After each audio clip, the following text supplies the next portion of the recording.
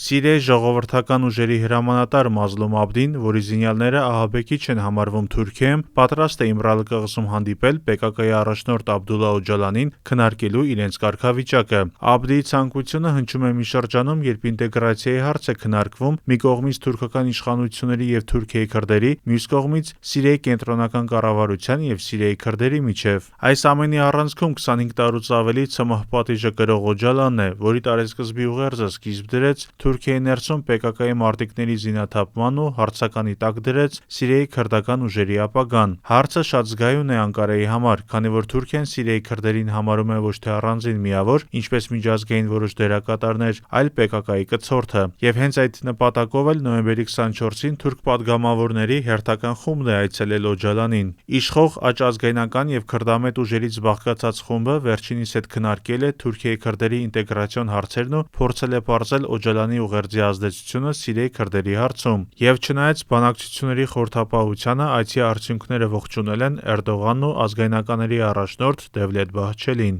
Վերջինս հատկապես շեշտում է Թուրքիայի ներսում քրդերի և թուրքերի միասնականության գաղափարը։ Ի տարբերություն Թուրքիայի PKK-ի մարտիկների, Սիրիայի զինյալները չեն շտապում վերջնական համաձայնության հասնել Սիրիայի կառավարության հետ, նախապես պահանջելով սահմանադրական հստակ երաշխիքներ։